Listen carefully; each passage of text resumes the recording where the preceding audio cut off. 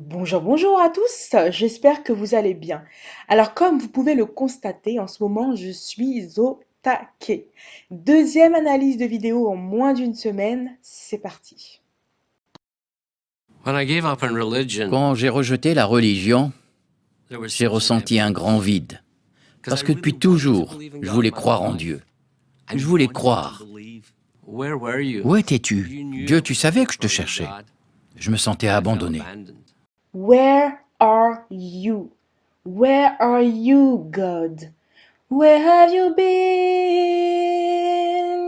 'Cause I never see you out. Are you hiding from me? Yeah. Somewhere in the crowd, yeah. Yeah. Dédicace à Rihanna. D'ailleurs, ça me rappelle lorsque j'étais en primaire et que j'étais dans une classe pour enfants d'immigrés, une classe où les enfants apprenaient à parler français. Il y avait des enfants portugais, italiens, maghrébins, sénégalais, maliens, enfin bref, il y avait tout ça. Et moi, j'étais parmi eux. Et donc, il y avait un exercice auquel je n'arrivais pas, mais pas à faire, c'est dire au-dessus ou au-dessous. Et donc, j'avais ma prof qui était hyper bienveillante, elle me disait, écoute Rose, ça va faire 10 fois que je te pose la même question, il serait peut-être temps que tu répondes à cette question. Où est caché Pinky? Pinky est-il au-dessus de la table ou en dessous? Et puis là, je commençais à pleurer parce que je n'arrivais pas à faire la différence entre le dessus et le dessous. Je n'arrivais pas à prononcer su ni sous. Et je me mettais à pleurer, je me mettais à chialer. Puis elle avait pitié de moi, elle me disait, ok, on arrête là aujourd'hui. Hier, Hier, on me demandait de savoir où était caché Pinky, au-dessus de la table ou en dessous. Aujourd'hui, en tant que femme adulte, malgré moi, je me demande où est caché Dieu, au-dessus de la table ou en dessous. Et puis d'ailleurs, quelle table? Blague à part, la question sur l'existence de Dieu est une question existentielle, voire universelle, donc on peut très bien comprendre pourquoi cet homme est en train de se poser cette question, c'est tout à fait légitime. My love for photography, J'ai commencé à aimer la photo à l'âge de 6 ans, quand on m'a offert mon premier appareil. Kodak Instamatic.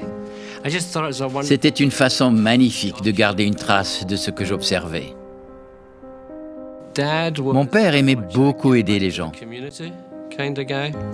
My Ma mère, sa plus grande qualité, c'est l'empathie. So growing up with that, Et donc avec leur exemple, I saw that la meilleure façon pour moi d'être utile aux gens, was also c'était de devenir prêtre. become a priest because I thought Parce que je pensais que les prêtres étaient les mieux placés pour aider les gens. the most help. Ici, nous avons affaire à un homme bien né, un petit garçon qui est né dans une famille aimante, dans une famille bienveillante, hein. On n'a pas tous eu la chance de grandir dans une famille équilibrée. Lui, il a eu cette chance-là. C'était le jackpot de sa vie. Et donc, du coup, il a une mère qui est dotée d'une empathie surdimensionnée et son père qui adore aider les autres. Donc, que demande le peuple? Il est né avec une cuillère en argent dans la bouche, et pas que financière, mais surtout morale, en termes de moralité. Et puis on voit que ce jeune garçon était très sensible à la nature, parce que lorsqu'on lui a offert son cadeau de Noël, il me semble, l'appareil photo, il aimait prendre en photo la nature, la neige, donc il était très sensible aux choses, il était très sensible à l'objet, à la nature. Donc c'est déjà, ça commençait bien. Et donc ici, la question qu'on peut se poser, c'est comment est-ce qu'un enfant bien né, hein, avec une bonne moralité, sensible à la matière, peut-il avoir envie de devenir prêtre une fois adulte? Qu'est-ce qui s'est passé? When I was 18, À 18 ans, je suis entré au séminaire. C'était la voie à suivre pour devenir prêtre. the road to the priesthood.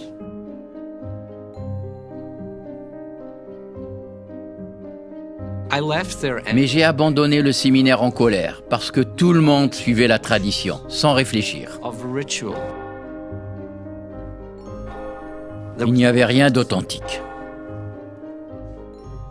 After a few years, Quelques années plus tard, j'ai travaillé dans un monastère pour apporter une aide psychologique à des prêtres alcooliques. alcoholic priests. But again, it reinforced Et là encore, ça n'a fait qu'augmenter ma déception vis-à-vis de l'Église, quand j'ai su quel genre de secret elle cachait. Here was the big secret. Tous les prêtres en difficulté se rendaient là. The troubled priests go. I felt everything. Tout ce en quoi je croyais semblait être un mensonge. I tried. J'ai essayé le bouddhisme zen, j'ai essayé le bouddhisme tibétain, I went through all. je suis passé par toutes les églises And there was et je n'ai rien trouvé. nothing. Rien. Alors je me suis dit, c'est bon, j'arrête. Alors ici, Tom, l'homme qui est en train de s'exprimer, est en train de nous retracer l'itinéraire d'un chrétien sincère. Il a abandonné son séminaire pour devenir prêtre car il s'est rendu compte que les gens ne faisaient qu'abdiquer sans se questionner sur leur pratique. Ensuite, lorsqu'il a rejoint le monastère, il s'est rendu compte que beaucoup de prêtres étaient des alcoolos, ce qui a complètement détruit son paradigme de départ qui était, rappelez-vous, que les prêtres étaient les mieux placés pour aider les autres. Et suite à ces déceptions, il est passé d'église en église, de courant en courant, en quête de vérité, hein. Et je sais que beaucoup de chrétiens se reconnaîtront, dans son discours, chrétiens et pas que, d'ailleurs. Il avait soif de vérité et donc il est parti, la chercher un peu partout et ce parcours reflète la détresse d'un homme malheureux, vide et en quête de sens.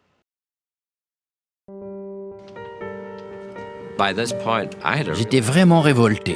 J'étais quelqu'un de très, très en colère.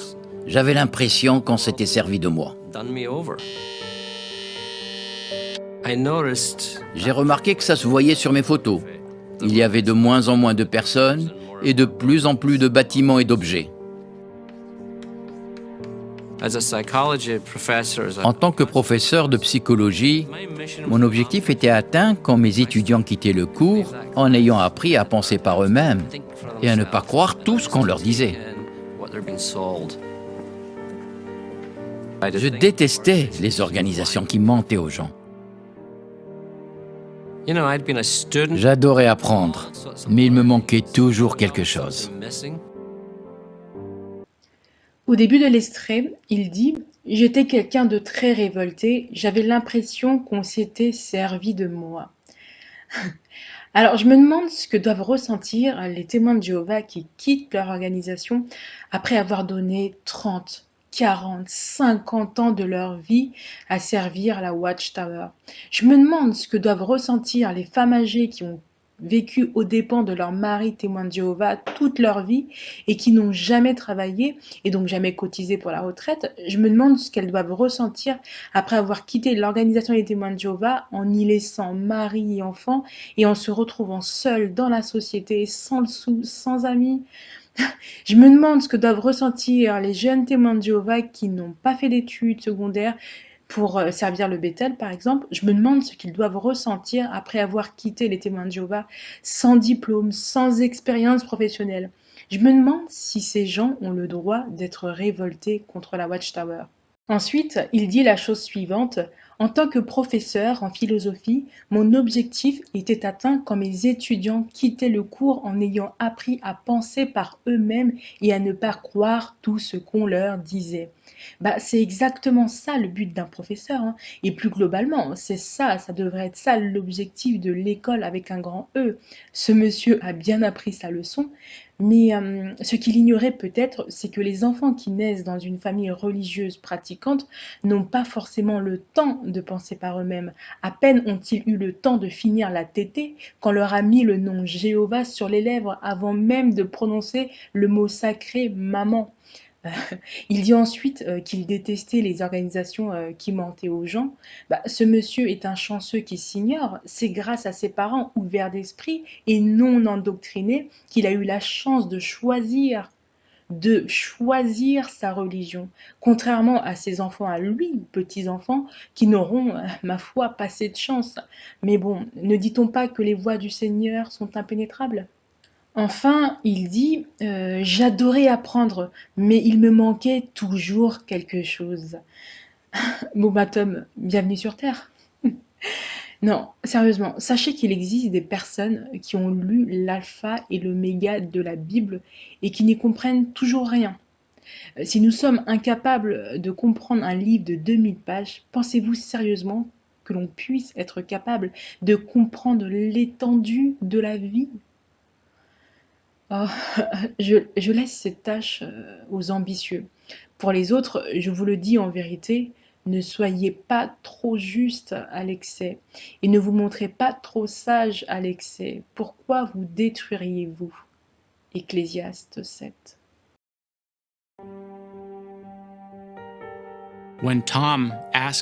Quand Tom m'a demandé d'étudier la Bible, je me suis senti intimidé, parce que j'avais en face de moi un intellectuel. Il était professeur à l'université et psychologue. Pour moi, c'était un vrai défi. Ici, vous pouvez constater facilement le complexe du croyant face au non-croyant et de surcroît un intellectuel, hein. Me concernant, je me souviens lorsque les témoins de Jéhovah m'avaient attribué une sœur qui n'arrivait pas à répondre à mes questions poussées. À chaque fois que la sœur venait me faire l'étude, elle était en PLS car elle avait peur de ne pas être capable de répondre à des questions auxquelles elle ne s'était jamais posées. Et donc pour réduire son trauma, qu'est-ce qu'elle faisait? Elle amenait toujours avec elle un frère intellectuellement éveillé pour répondre à des questions ambiguës que je me posais. Donc c'est très fréquent que lorsque vous arrivez chez les TJ, on évalue un peu votre bagage spirituel et intellectuel. Donc la prochaine fois que vous aurez un cours avec les TJ, demandez-vous si on vous a attribué un frère qui a de la jugeote ou une cruche qui ne fait que répéter ce qu'on lui a enseigné. J'avais un vieux cahier rempli de questions. Joël m'a dit, vous avez des questions? Je lui ai répondu, ouais, allons-y. Comment traitez-vous les cas d'abus sexuels sur enfants? Comment gérez-vous l'argent? Qui vérifie que tout est fait correctement? Cachez-vous des choses? J'ai remarqué qu'il me répondait toujours avec la Bible. Et ça, c'était tout nouveau pour moi. Ce n'était pas le point de vue d'institution ou d'individu. Ça venait de Dieu. Alors bien évidemment, il a tout à fait le droit de penser que la Bible des témoins de Jéhovah est la parole de Dieu. Je ne peux pas remettre ça en question, c'est son avis, c'est une histoire personnelle dont je respecte. Mais est-ce que vous avez remarqué les questions pertinentes auxquelles il posait à son père spirituel, c'est-à-dire à la personne qui lui fait l'étude? Bien évidemment, un témoin de Jéhovah ne va pas commencer à dire que la Watchtower investit dans une entreprise qui commercialise des paquets de cigarettes, tout simplement parce que beaucoup de témoins de Jéhovah ignorent comment est géré l'argent au sein de cette organisation. Ils pensent que seuls les dons permettent de financer des salles splendides et gigantesques, des bouquins en couleur, etc. Or, chez les témoins de Jéhovah, vous avez des financiers qui savent comment faire fructifier ces dons. Un témoin de Jéhovah découvre tout ça uniquement lorsqu'il sort de cette boîte qu'on l'a placée. J'entends et je vois plein d'ex-témoins de Jéhovah qui s'insurgent. Oh, la Watchtower investit dans une entreprise qui commercialise des cigarettes qui apportent le cancer, qui tuent des gens. Enfin, je comprends tout à fait la colère, mais j'ai envie de dire, on vit dans un système qui nous pousse à gagner de l'argent de façon presque sale. Aujourd'hui, si vous êtes un homme d'affaires et que vous voulez faire fructifier votre argent, et ben vous regardez l'entreprise qui réalise plus de chiffre d'affaires, l'entreprise dont le cours boursier est avantageux, et là, vous mettez de l'argent là-dedans parce que vous savez que dans 1 an, 2 ans, 3 ans, et ben cet argent-là, vous allez en gagner beaucoup plus. Attention, je ne dis pas que ce que fait la Watchtower, c'est bien, enfin, on n'est pas dans un contexte de c'est bien ou c'est mal. Tout ce que je dis, c'est qu'on vit dans un monde qui pousse même les gens bien pensants, même les gens qui partent d'une bonne intention, parce qu'au final, cet argent-là servira à construire des BTL, à faire des salles et tout, même en Afrique, à construire des salles propres, etc. Mais on voit que ça reste quand même de l'argent sale. Donc, qu'est-ce qu'il faut faire? Est-ce qu'on doit laisser tous les témoins de Jéhovah pauvres dans des salles qui puent, etc. Comment pratiquer le christianisme aujourd'hui? Est-ce qu'on a besoin encore de salles? Est-ce que les gens ne peuvent pas se réunir chez eux à la maison? Voilà, c'est toutes ces questions-là auxquelles il faut se poser aujourd'hui, parce qu'on voit que la quête de l'Église, de la salle, entre guillemets, est est une, est quelque chose qui n'est réservé qu'aux riches. Parce que si tu n'as pas d'argent, tu ne peux pas construire une église. Si tu n'as pas d'argent, tu ne peux pas faire de livres, de bouquins, des tours de garde. Tout ça, c'est bye bye. Donc on a besoin d'argent pour, entre guillemets, entretenir un système qu'on qu'on a soi-même créé, mais aussi un système auquel on bénéficie. Donc les témoins de Jéhovah aiment le capitalisme parce qu'ils en bénéficient et ils savent jouer avec le système, tout simplement. Et il serait temps qu'on soit honnête là-dessus et qu'on arrête de se voiler la face et d'être outré par rapport à leurs pratiques. Mais en fait, les témoins de Jéhovah ne font que s'aligner sur ce qui se fait dans le monde. Les témoins de Jéhovah vivent dans le monde, ils sont dans le monde, malgré qu'ils nous répètent tous les jours que c'est des chrétiens qui ne font pas partie du monde. Certes, ils ne votent pas, mais ils ont les mêmes pratiques que les hommes d'affaires, que les gens qui se font de l'argent dans ce monde. Donc c'est tout ce qu'il faut dire. Il faut juste un peu d'honnêteté et moins d'hypocrisie. Et puis je pense que ça ira, ça ira. Vous savez, étudier la Bible a transformé ma vie, complètement. J'aime la diversité de la congrégation. Malgré nos différences, nous sommes tous les mêmes.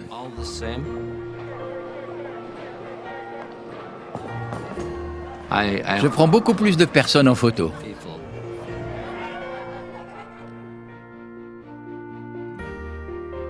Quand on n'a plus d'espoir, on n'a plus rien. Mais quand on étudie la Bible, on apprend pourquoi les personnes souffrent et meurent. On apprend que tout n'est pas perdu, il y a un espoir.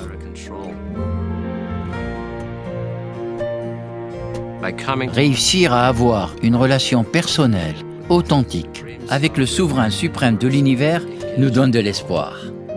J'adore ce que j'apprends et j'apprends tous les jours. Et c'est ça la différence. J'ai confiance en ce que j'apprends. Je suis sûr que c'est la vérité.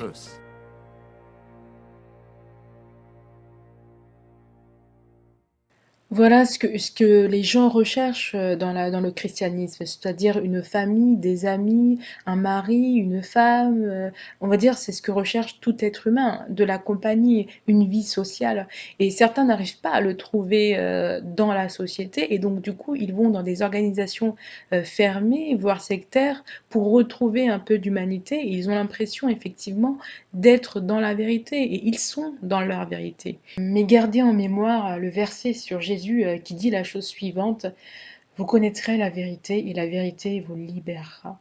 Si vous appartenez à une organisation dans laquelle vous vous sentez mal à l'aise, à l'étroit, incompris, si vous appartenez à une religion qui vous ment ou qui omet de vous dire des informations essentielles, vous n'êtes peut-être pas dans votre vérité, mais dans celle des autres, de ceux qui ont bâti un empire pour s'enrichir ou encore pour mener une vie sous les cocotiers, loin, loin, très loin des pauvres gens spirituellement désinformés. Merci de m'avoir écouté et je vous souhaite une agréable journée. Au revoir.